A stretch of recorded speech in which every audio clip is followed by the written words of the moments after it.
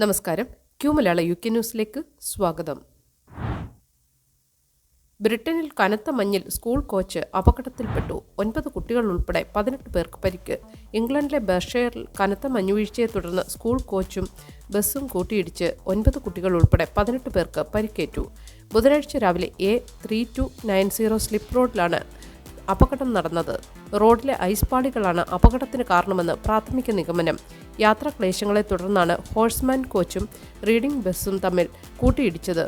അപകടത്തെ തുടർന്ന് ഒരു ബസ്സിന് തീപിടിക്കുകയും ചെയ്തു. പിന്നീട് ഫയർഫോഴ്സ് തീ നിയന്ത്രണ വിധേയമാക്കി. പരിക്കേറ്റവരിൽ 2 പേരെ വിദഗ്ധ ചികിത്സയ്ക്കായി ആശുപത്രിയിൽ പ്രവേശിപ്പിച്ചു. കുട്ടികൾ ഉൾപ്പെടെയുള്ള മറ്റ് 16 പേർക്ക് സംഭവസ്ഥലത്ത് വെച്ച് തന്നെ പ്രാഥമിക ചികിത്സ നൽകി. അപകടത്തെക്കുറിച്ച് പോലീസ് അന്വേഷണം ആരംഭിച്ചിട്ടുണ്ട്. ഇതേ സ്ഥലത്ത് തന്നെ ബുധനാഴ്ച രാവിലെ മറ്റൊരു കാർ അപകടവും നടന്നതായും റിപ്പോർട്ടുകളുണ്ട്. ഇംഗ്ലീഷ് ചാനലിലെ മനുഷ്യക്കടത്ത് രാജാവിന് 11 വർഷത്തെ തടവും കോടികളുടെ പിഴയും.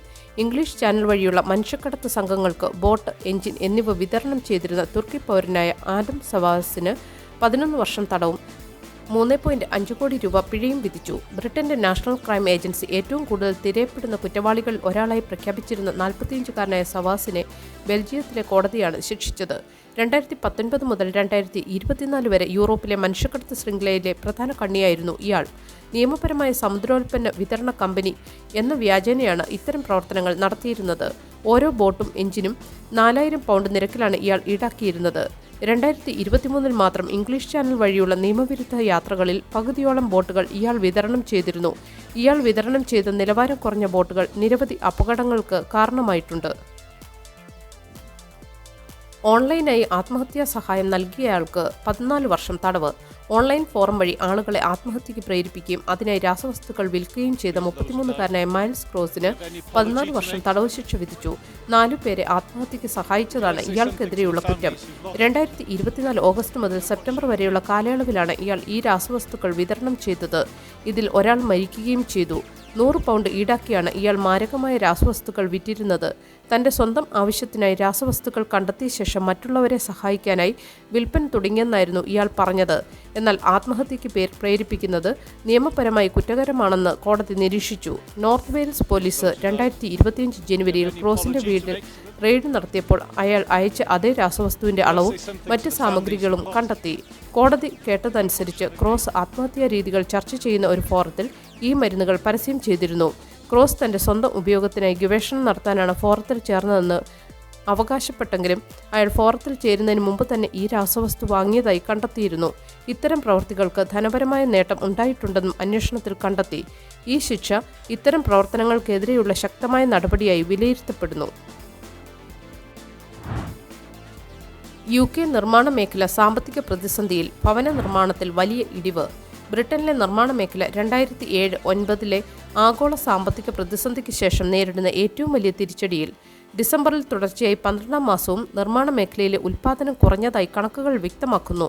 2020 ശേഷം ഭവന നിർമ്മാണ മേഖലയിൽ ഇത് ഏറ്റവും വലിയ ഇടിവാണ്. S&P ഗ്ലോബൽ പുറത്തുവിട്ട കണക്കുകൾ പ്രകാരം പർച്ചേസിംഗ് മാനേജേഴ്സ് ഇൻഡെക്സ് 40.1 താഴ്ന്നു. ഇത് സൂചിപ്പിക്കുന്നത് മേഖലയിലെ സാമ്പത്തിക പ്രവർത്തനം ചുരുങ്ങുന്നു എന്നാണ്. മോശം ഡിമാൻഡ്, ഉപഭോക്താക്കളുടെ വിശ്വാസക്കുറവ് എന്നിവയാണ് ഇതിന് പ്രധാന കാരണമായി ചൂണ്ടിക്കാണിക്കപ്പെടുന്നത്. എന്നിരുന്നാലും അടുത്ത 12 മാസത്തേക്ക് കമ്പനികൾക്കിടയിൽ ശുഭാപ്തി വിശ്വാസം വർദ്ധിച്ചിട്ടുണ്ട്. സർവേയിൽ പങ്കെടുത്ത കമ്പനികളിൽ 37% വരും വർഷത്തിൽ ഔട്ട്പുട്ട് വർദ്ധിപ്പിക്കുമെന്ന് പ്രവചിച്ചു. എന്നാൽ സെക്ടറിലെ നെഗറ്റീവ് വികാരം ആഴത്തിൽ വേരൂന്നിയതിനാൽ വരാനിരിക്കുന്ന മാസങ്ങളിൽ PMI താഴ്ന്ന നിലയിൽ തുടരുമെന്ന് പ്രതീക്ഷിക്കുന്നു.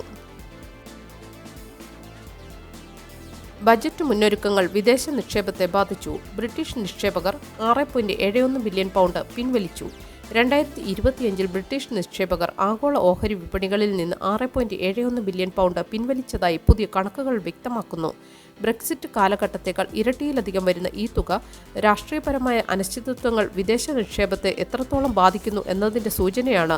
നവംബറിലെ ബജറ്റിന് മുന്നോടിയായുള്ള നീണ്ടകാലത്തെ ചർച്ചകളും നികുതി വർധനവിനെക്കുറിച്ചുള്ള ഊഹാപോഹങ്ങളും നിക്ഷേപകരെ ഭയപ്പെടുത്തി. ഇതിന്റെ ഫലമായി ജൂണിനും ഡിസംബറിനും ഇടയിൽ മാത്രം 10.57 ബില്യൺ പൗണ്ട് പിൻവലിച്ചു. ഇത് റെക്കോർഡ് കണക്കുകളാണ്. നിക്ഷേപകർ കനത്ത നഷ്ടം പ്രതീക്ഷിച്ചതാണ് പെട്ടെന്നുള്ള ഈ പിന്മാറ്റത്തിന് കാരണമെന്ന് സാമ്പത്തിക വിദഗ്ധർ പറയുന്നു. ബജറ്റ് പ്രഖ്യാപനത്തിന് ശേഷം ഈ പിന്മാറ്റം ഒരു പരിധിവരെ നിയന്ത്രണ വിധേയമായിട്ടുണ്ട്.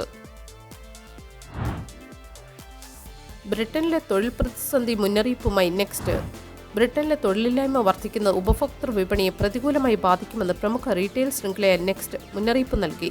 തൊഴിൽ ലഭ്യത കുറയുന്നത് ജനങ്ങളുടെ ചെലവഴിക്കുന്നതിനുള്ള ശേഷിയെ ബാധിക്കുമെന്നും ഇത് അടുത്ത വർഷം വിൽപ്പന വളർച്ചയെ ഗണ്യമായി കുറയ്ക്കുമെന്നും കമ്പനി അറിയിച്ചു.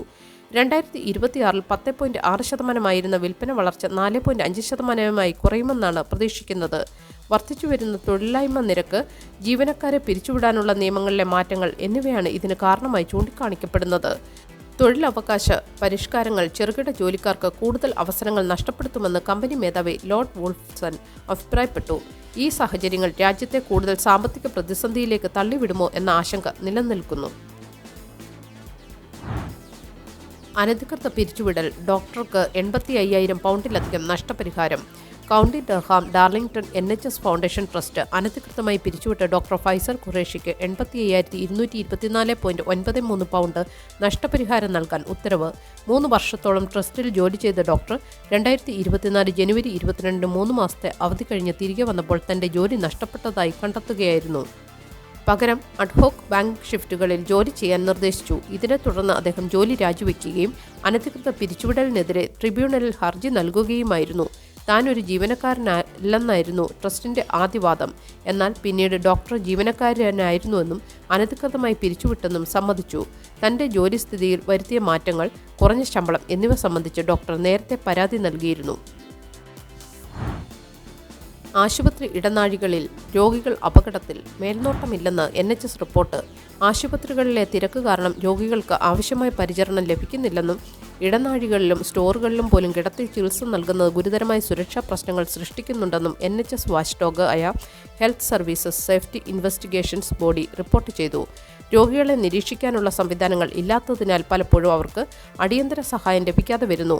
സ്റ്റോറുകൾ, ജിമ്മുകൾ, ഓഫീസ് മുറികൾ എന്നിവിടങ്ങളിൽ ചികിത്സ നൽകുന്നത് രോഗികളുടെ വീഴ്ചകൾ, അണുബാധ, ഓക്സിജൻ ലഭ്യതക്കുറവ് തുടങ്ങിയ പ്രശ്നങ്ങൾക്ക് കാരണമാകാം. ചില രോഗികൾക്ക് അടിയന്തര ഘട്ടങ്ങളിൽ സഹായം വിളിക്കാൻ പോലും കഴിയുന്നില്ലെന്ന് നഴ്സുമാർ ചൂണ്ടിക്കാട്ടി. ഇത് രോഗികളുടെ ജീവന് വരെ അപകടമുണ്ടാക്കാം. ഇടനാഴികളിൽ പരിചരണം നൽകുന്നത് വർദ്ധിച്ചുവരുന്ന സാഹചര്യത്തിൽ സാധാരണ നിലയിലാക്കാൻ ചില ആശുപത്രികൾ അടിയന്തര അലാം സംവിധാനങ്ങൾ ഏർപ്പെടുത്തിയിട്ടുണ്ട്. എന്നാൽ എല്ലാ ആശുപത്രികളിലും ഇത് നടപ്പാക്കിയിട്ടില്ല. ഈ സമ്മർ മുതൽ GCSE ഫലങ്ങൾ ഓൺലൈനിൽ ലഭ്യമാകും. ഓഗസ്റ്റിൽ മൊബൈൽ ആപ്പിലൂടെ ഫലപ്രഖ്യാപനം. ഇംഗ്ലണ്ടിലെ GCSE വിദ്യാർത്ഥികൾക്ക് ഇതാദ്യമായി ഈ ഓഗസ്റ്റ് മുതൽ അവരുടെ പരീക്ഷാ ഫലങ്ങൾ മൊബൈൽ ഫോണുകളിൽ ലഭ്യമാക്കും. എഡ്യൂക്കേഷൻ റെക്കോർഡ് എന്ന പേരിൽ ഒരു പുതിയ ആപ്പ് ഇതിനായി പുറത്തിറങ്ങും. കഴിഞ്ഞ വർഷം മാഞ്ചസ്റ്ററിലും വെസ്റ്റ് മിഡ്ലാൻഡ്സിലും പരീക്ഷിച്ച ഈ സംവിധാനം ഫലങ്ങൾ ഡൗൺലോഡ് ചെയ്യാനും ഭാവി ആവശ്യങ്ങൾക്കായി ഡിജിറ്റൽ രേഖയായി സൂക്ഷിക്കാനും വിദ്യാർത്ഥികളെ സഹായിക്കും. എങ്കിലും ഫല ദിവസത്തിൽ സ്കൂളുകളിൽ നേരിട്ടെത്തി ഉപദേശങ്ങളും പിന്തുണയും തേടാൻ വിദ്യാർത്ഥികളെ പ്രോത്സാഹിപ്പിക്കും. കാരണം നേരിട്ട് സ്കൂളിൽ നിന്ന് ലഭിക്കുന്ന പരമ്പരാഗത കത്തുകളിൽ ഫലങ്ങൾ രാവിലെ 8 മണിക്ക് ലഭ്യമാകും. എന്നാൽ പുതിയ ആപ്പിൽ ഫലങ്ങൾ ഉച്ചയ്ക്ക് 11 മണിക്ക് ശേഷമേ ലഭ്യമാകൂ. ഈ മാറ്റം കാരണം അഡ്മിനിസ്ട്രേറ്റീവ് ചെലവുകൾ കുറയ്ക്കാനും അധ്യാപകരുടെ ജോലിഭാരം ലഘൂകരിക്കാനും കഴിയുമെന്ന് വിദ്യാഭ്യാസ വകുപ്പ് പ്രതീക്ഷിക്കുന്നു. സ്കൂളുകൾക്ക് ഈ ആപ്പ് വഴിയുള്ള വിവരങ്ങൾ കുട്ടികളുടെ വിദ്യാഭ്യാസപരമായ ആവശ്യങ്ങൾക്കും ഉപയോഗിക്കാം. നല്ലൊരു ദിവസം ആശംസിച്ചുകൊണ്ട് ഈ വാർത്താ ബുള്ളറ്റിൻ ഇവിടെ പൂർണ്ണമാകുന്നു. എല്ലാ ദിവസവും Q മലയാളം UK ന്യൂസിൽ നിന്നുള്ള വാർത്താ അപ്ഡേറ്റുകൾക്കായി കാത്തിരിക്കുക. നോട്ടിഫിക്കേഷനുകൾ ലഭിക്കുന്നതിന് ബെല്ലൈക്കൺ എനേബിൾ ചെയ്യണമെന്നും ഫേസ്ബുക്ക്, ഇൻസ്റ്റാഗ്രാം, യൂട്യൂബ് എന്നിവയിലൂടെ Q Malayalam UK news follow ചെയ്യണമെന്നും അഭ്യർത്ഥിക്കുന്നു.